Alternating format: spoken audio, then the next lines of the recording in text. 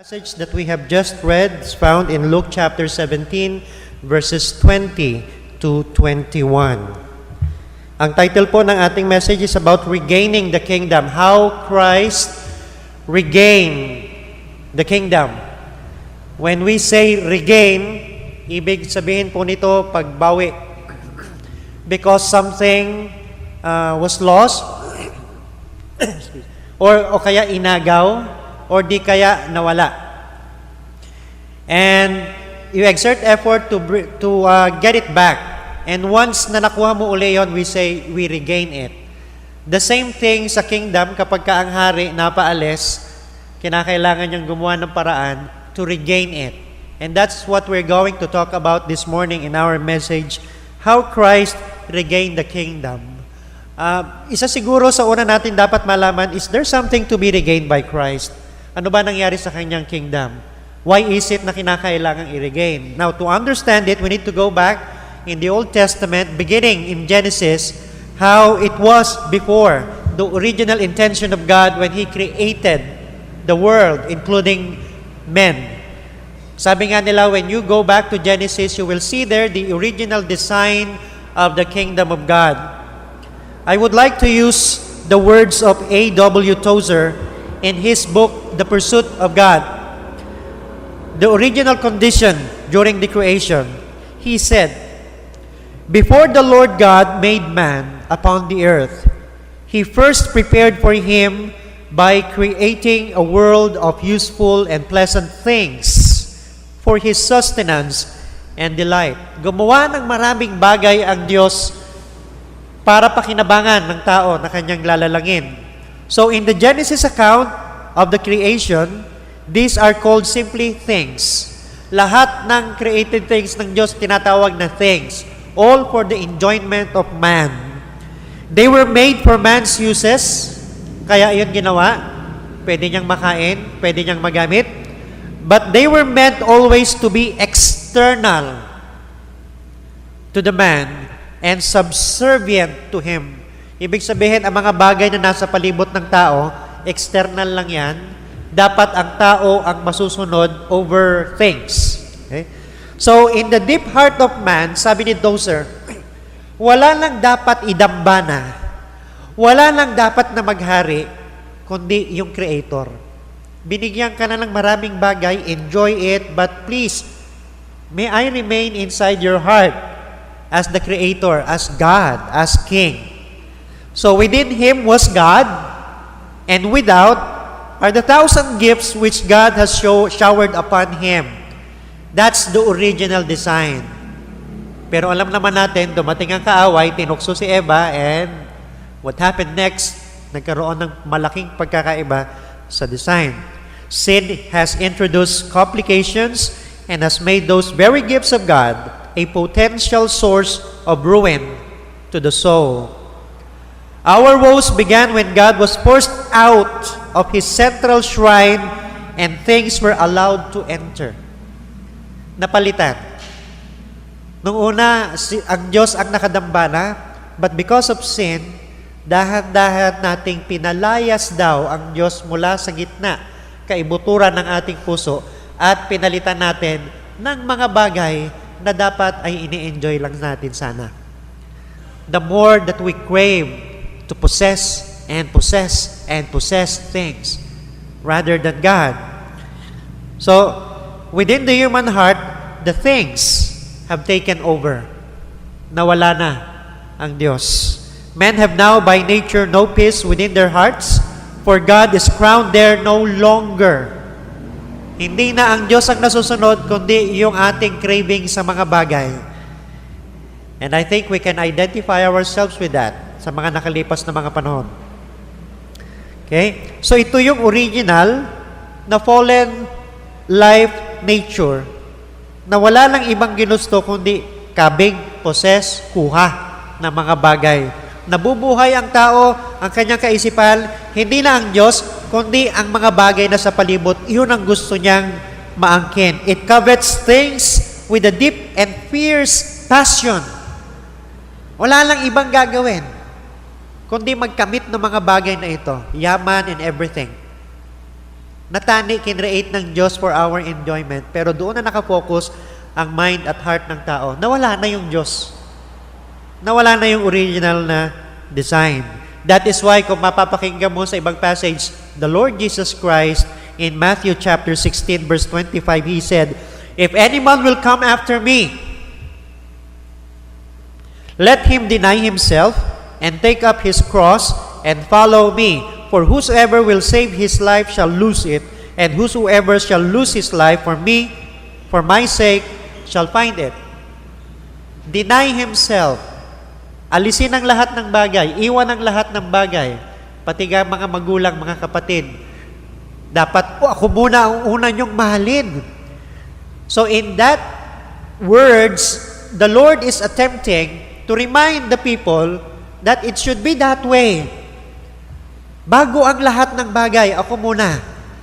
Because I am the Creator, I am the King, I am your Lord. So it seems that the Lord is trying to tell the people na dapat balikan natin yung mga bagay na yon. So that is the very reason why Jesus came. Nawala siya sa trono ng ating mga puso. He came to regain it, to establish His kingdom. That is why nung dumating si Kristo, ang sabi ng mga salita sa Biblia, kinakantangan natin yung pagka-Christmas, yung mga words na yan, "Joy to the world, the Lord has come. Let earth receive her King." Let earth receive her King, because dumating ang panahon na hindi siya ang naging hari eh. And if we're going to ask ourselves right now, even at this very moment, can we say, "Yes, Lord, you are our King"? Yes, Lord, if you're going to open my heart, you will see yourself enthroned in my heart. You see, the very reason God came to earth, not only to seek the lost, not only to come as a Savior, but also to establish His kingdom. Kung minsan lang ating paglapit sa Diyos, ang ating tinitinlang lang yung Savior. Now, there was an observation done by many of the Christian leaders. Sabi nila, nakikita nyo ba ang trend ngayon? Ang mga Kristiyano, pag lumapit kay Kristo, they came to God, they came to Jesus Christ as Savior, not as King. Malaman lang nila na naligtas na sila dahil tinanggap nila si Kristo, that's enough. Further studying of the Bible, okay na, hindi na yan, as long as I am saved. Further fellowshipping with fellow believers, hindi na, basta ako saved. Sabi nga ni David sa Psalms, ano sabi dyan? "As the deer panted for the water, so my soul longeth after thee." Pero it seems, sa panahon daw ngayon, ang Kristiyano wala na. Basta't malaman lang nila na luwas na sila kay ginbato nila ang Diyos, that's enough.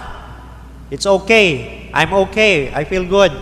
Huwag mo na akong piliting magbasa ng Biblia. Huwag mo na akong piliting pasunurin kay Kristo. Huwag mo na akong piliting pa-attend na kung saan-saan mga activities because I'm already saved. So yung paglong doon sa hari nawawala. If you really love the King, you need to know Him. And if you know Him, the more you could please Him. So that's the very reason why Jesus came, to regain and establish His kingdom. So if you're going to read our text this morning, dumating si Kristo, nagpakilala siya bilang hari. In fact, sabi ni John the Baptist, nung siya ay tumatawag sa mga Hudyo, "Repent, for the kingdom of God is near." The same words na sinabi ni Kristo, when John the Baptist was imprisoned, siya nag-take over. Repent, the same word, repent, for the kingdom of God is near. And Jesus Christ told a lot of parables about the kingdom of God. Actually, sa ating responsive reading, may mga parables tayong binasa doon. It's about the kingdom of God, the teaching of the Lord Jesus Christ, because He is trying to tell the people that the King has arrived. And so one day, nung siya ay diskusyon uli sa kanyang mga kaaway, the Pharisees, the religious people in those times were the most vocal sa pag-go against kay Kristo. Can you find that amazing? Kung sino pa yung mga relihiyosong tao, yun pa ang kontra ng Diyos. So in chapter 17, verse 20 to 21, we can read there, once having been asked by the Pharisees when the kingdom of God would come, Jesus replied, "The kingdom of God does not come with your careful observation."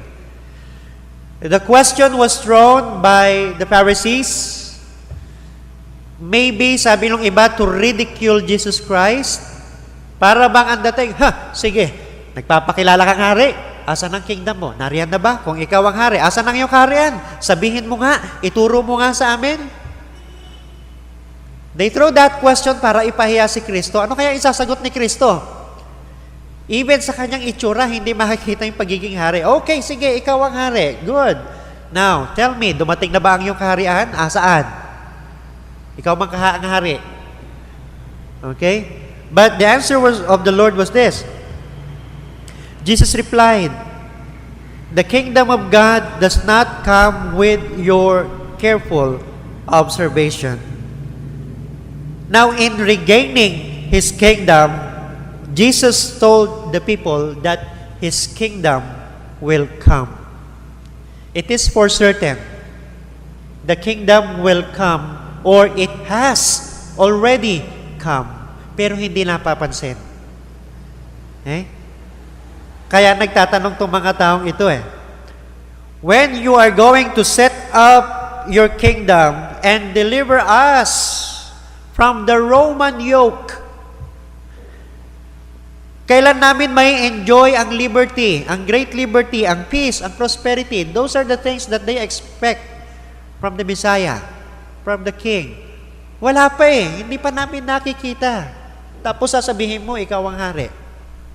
Nasaan ang paghahari mo? Okay? Yun ang sinasabi. Kasi ina-expect dito mga Pharisees, siyempre, paghari with great pomp, garbo ba? Usually, kapag kami dumadating dito ng mga dignitaries o mga leaders ng ibang bansa, makikita mo, mahahalata mo kaagad, pagdating pa lang sa airport, nakahilera na yung mga sasakyan. May flag nung bayan nung presidenteng dumating. And then, pagdating niya sa lugar, kinakamayan. Lalo na during the time ng mga hari. Kapag ang hari dumadating, pinagbubunyi ng lahat ng tao. Lahat ginagawa to praise the King. Pero itong nangyari kay Kristo, hindi ganon. That's why it's a question for them kung talagang siya ba ay hari. One thing that Jesus has pointed out about the Pharisees is that they tended to appraise things by appearances. The usual thing, attitude ng mga Pariseo, panglabas lang parme. Kaya nga ang banat sa kanila ni Kristo parate, hypocrites. You're more interested in the outward appearance, pero ang loob nyo parang mga libingan. Para kayong mga nitso na pininturahan ng puti sa labas, pero sa loob, andoon ang kabulukan. So yun yung sinasabi ni Kristo about the kingdom. Huwag niyong tingnan yung mga outside appearance muna na ina-expect nyo na andoon yung power, andoon yung great pomp, andoon yung yaman and everything, kasikatan. Hindi ganon. The Lord Jesus told men that sin were not merely external but also internal. Kagaya na sinasabi niya sa mga Pharisees. So it with righteousness, it was not so much the doing of external acts, but in the attitudes of the heart. The same thing with the kingdom. It is within. It is within. Sa panahon na yon, wala na pong ibang mag-i-expect na pagdating ng hari, kundi ang mga Pariseo. Sila tagabasa ng Biblia, palabasa sila ng Biblia. But they never expect that the King of heaven will come that way. So, the kingdom will come, and secondly, based dito sa sinasabi ni Kristo, this kingdom will not come with observation. With observation. The kingdom of God the reign of God or the dispensation under the Messiah, not with observation dadating. Pag sinabi po nating observation, it means with scrupulous and attentive looking for it, or with such an appearance as to attract observation. That is with pomp, with majesty, and with splendor. Sinasabi ni Kristo, hindi ganon. Hindi nyo maoobserbahan yung bagay na ina-expect nyo sa pagdating ng hari, sa pagdating ng aking kaharian. The Messiah would not come with pomp like an earthly prince, perhaps not in such a manner as to be discerned by the eyes of sagacious and artful people who were expecting him in a way agreeable to their own feelings. The kingdom of God is within people, sabi ni Kristo, and it makes its way not by pomp and noise, but by silence, decency, and order. Hindi nila nakilala because that's not the way they expect it. They expect pomposity, they expect majesty, they expect splendor. Nung araw, maliliit pa kami, ando kami sa Marikina. Meron akong tiyuhin, ang pangalan niya si Carling, Chukarling ko. Nung araw, ang bahay ng Chukarling, if I'm going to describe it, 2 stories siya. Doon siya banda sa Metayog. Ngayon, Marcos Highway na yun eh. Binayaran sila ng gobyerno, doon na yung Marcos Highway nakalagay. Ang bahay na aking Chukarling, 2-story yan, kahoy. Pero yung baba nila, as I remembered, puro bato yan, parang graba. Malapit sila sa taniman ng palay nung araw, bukid. And itong aking Chukarling, ang sabi, nagpa-expand siya ng kanyang banyo, paliguan. Ang flooring ng kanyang banyo, gusto niya bato rin, para ang tubig, dire-diretso daw. Now, kapitbahay ng aking Chukarling, yung bahay din ng aking mga pinsan, yung isang tiyahin ko. Sa madalit salita, nung siya'y nagpapaayos na ng kanyang banyo, inutusan niya yung 2 kong pinsan. Sabi niya doon sa 2 kong pinsan po, pwede ba pumunta kayo doon sa kanto? Abangan niyo yung aking pinapadeliver na graba. Baka hindi alam yung lugar, baka maligaw. Masunurin naman yung 2 kong pinsan, punta naman sila ng kanto. Antay sila ng antay hanggang tanghali na, wala pa rin graba nang dumadating, ina-expect nila dadating yung graba. Okay? Hanggang sa nagutom na yung 2 kong pinsan, bumalik, nagsabi sa Chukarling, sabi niya, Chukarling, ang tagal na namin nakatayo doon, nag-aantay, nag-aabang, wala naman dumadaan eh. Sabi ng Chukarling, anong ang tagal? Andito na, dumating na. Eto naibuhos ko na. Hindi nyo naman napansin? Tinignan ng 2 kong pinsan, ando nga, may graba nga. Ngayon, naalala ng 2 kong pinsan, habang sila nag-aabang, may dumaan doon, isang mama, may dalang kariton, may dalang graba, itinutulak. Ang iniisip ng 2 kong pinsan, truck ng graba ang dadaan.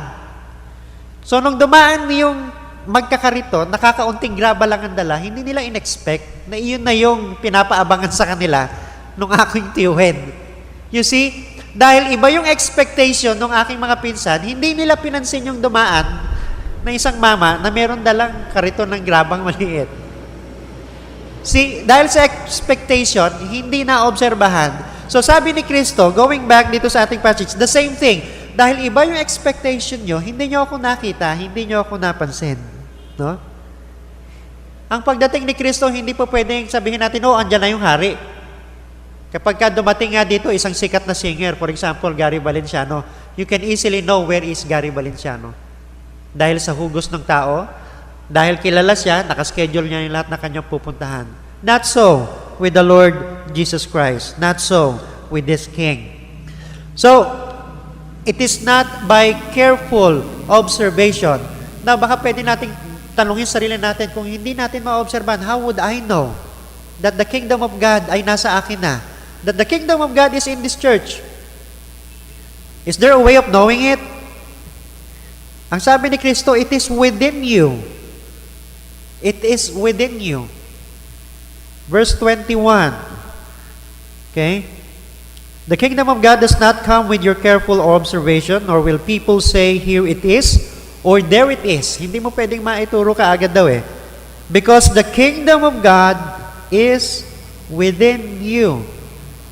Yung word na within you, it is capable of two interpretation. I will give you the first. It means the reign of God in the heart of men. Within you. It does not come with pomp and splendor, like the reign of temporal kings, merely to control the external actions and strike the senses of people with awe, but it reigns in the heart by the law of God. Ang pagdating ng kaharian ng Diyos, hindi mo makikita sa panlabas, kundi sa loob ng tao. It will control the heart. It will reign in the hearts of men. Ganon ang pagdating. For behold, the kingdom of God is within you. Being spiritual in nature, hindi siya political, kundi spiritual in nature. Ibig sabihin, the kingdom of God is within you. It is the dispossession of Satan, dispossession of things na naka-enshrine sa ating puso at pinapalitan at pumapalit doon ang Panginoong Hesukristo. Within. Okay? The strong man arm, pinapaalis. It is the setting up of principle of grace sa ating pagkatao. That is the power of the kingdom of God. Hindi panglabas, kundi nagsisimula sa loob ang pagkontrol ng hari. As a governing one, and so escapes the observation of the natural man. Hindi mo agad makikita yon, and cannot be pointed at it is here or there or where it appears. That the work of grace is an internal thing, hindi outward. Sinasabi lang iba, kapag ka ikaw nakita pagkalinggo sa church, Christian ka na. Kapag ka ikaw nakitang may bitbit na Biblia, Christian ka na. No. It should work within you. Ang grace ng Diyos. And it should be manifested outwardly. One Christian author said, it has great power and authority in the soul. It has the government in it. It reigns through righteousness unto eternal life, and by it, Christ, as King of saints, dwells and reigns in His people. He dwells and reigns within us. Okay? Sabi ng ibang mga biblical critic, hindi siguro na within us na heart, kaya kausap niya mga Pariseo. Definitely, wala man si Kristo sa puso ng mga Pariseyong ito. So, we will go to the next interpretation. The second interpretation, sabi nila, it may mean the new dispensation, even now among you. Ibig sabihin, this is the real time na andyan na yung hari. They are among these people. Hindi siya nakilala because Christ is already there. Andyan na talaga ang hari. Not only within, but also outwardly, andyan na si Jesus Christ, nakatayo kasama ng mga Pariseo. That's the reason why Jesus Christ, the kingdom of God has already come. It is among you. Hindi nyo ba ako nakikilala? Ako ang hari. It is already here. The Messiah has come. Okay? Yung nga lang, hindi nila in-expect na gano'n ang itsura. Kaya hindi po nila nakilala. So the kingdom of God is among you. The meaning be that the King, Messiah, has already come and was among them, and His kingdom was already set up. Paano isineset up? By miracles na pinapakita niya. Gina-set up niya na. See the miracles? Sabi nga ng mga tao, walang makakagawa niyan kung hindi galing sa Diyos. Ang makakagawa ng ganyang milagro, mga taong galing lang sa Diyos. So parang gano'n ang sinasabi, the kingdom of God has arrived. See the miracles. Anong nangyayari ngayon sa mga tao? See the teachings. So the kingdom of God is among you. And if they could not discern this sign, hindi nila ma-discern. Hindi nila ma-recognize. Because in their hearts, wala talaga yung hari. Kundi, andun yung kasalanan, andun sa loob ng puso ang mga bagay. Christ is no longer the center of our hearts, but things. Wealth, objects, but not Christ. If you're going to read Luke 17:26, you will find there the condition of man in the second coming. It says, and as it was in the days of Noah, So shall it be also in the days of the Son of Man. When the King of Kings will arrive, anong ginagawa ng tao? They did eat, they drank, they married wives, they were given in marriage, until the day that Noah entered into the ark, and the flood came and destroyed them all. Likewise also, as it was in the days of Lot, they did eat, they drank, they bought, they sold, they planted, they builded, but the same day that Lot went out of Sodom, it rained fire and brimstone from heaven and destroyed them all. Centered in the hearts of men are all these things, not Christ. At yung destruction dumating sa kanila. Jesus is not enthroned in the hearts of men. The Pharisees cannot understand it. Mismong si Kristo nagsabi sa Matthew 12:26, Matthew 12:26, and if Satan cast out Satan, when he was questioned, na sinasabi kasi, ikaw nagpapalayas ka lang demonyo sa kapangyarihan ni Beelzebub. Ang sagot ni Kristo, if Satan cast out Satan, he is divided against himself. How shall then his kingdom stand? And if I, by Beelzebub, cast out devils, by whom do your children cast them out? Therefore, they shall be your judges. But if I cast out devils by the Spirit of God, then the kingdom of God is come unto you. I'm regaining my kingdom. Pinalalayas ko ang demonyo sa power ng Spirit. If that happens to you, it means that the kingdom of God has come unto you. Okay? Verse 29 ng Matthew 12, patuloy ni Kristo, or else how can one enter in a strong man's house and spoil his goods, except he first bind the strong man, and then he will spoil his house? Jesus would really want to bind the strong man, the evil things in our hearts, so that he could dwell in it. But we should open our hearts to him and allow him to have dominion over us. Have dominion. Hindi lang outward appearance.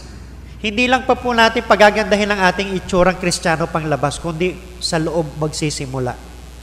Okay?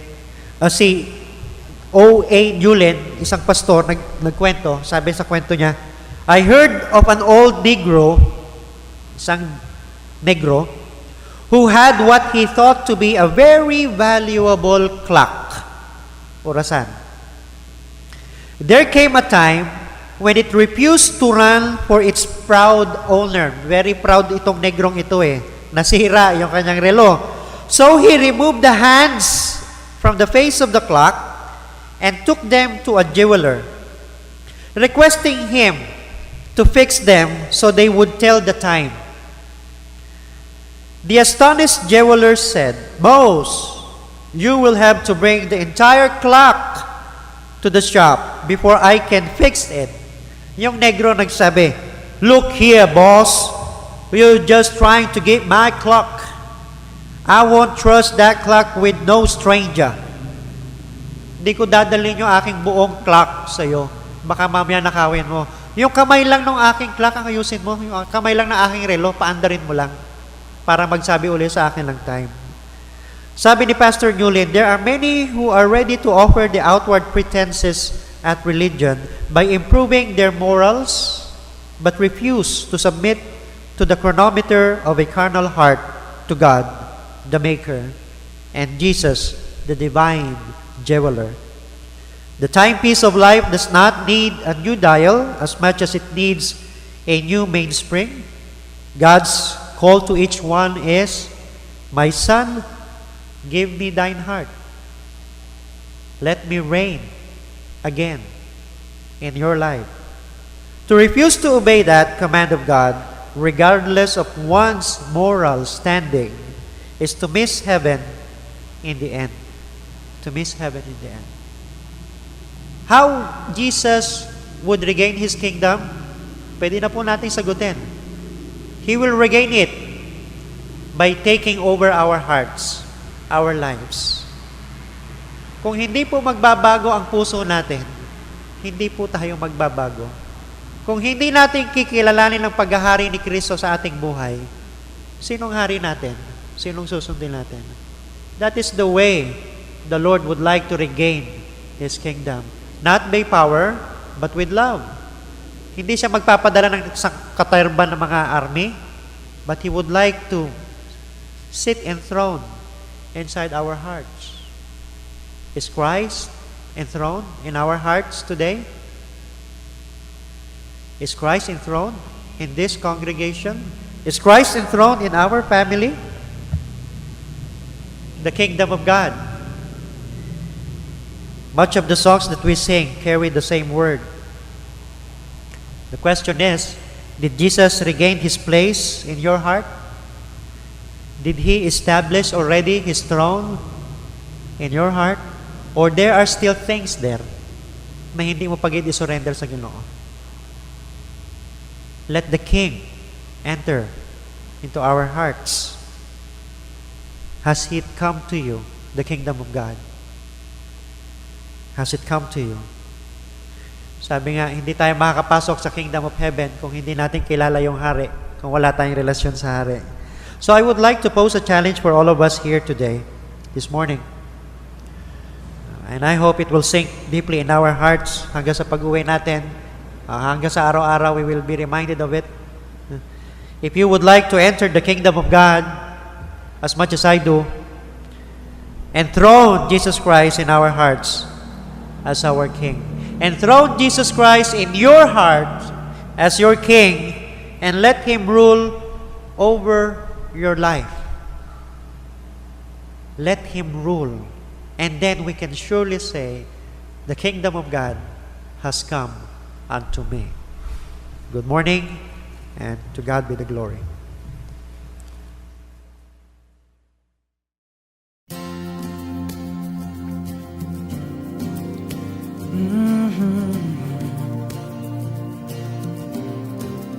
Ooh.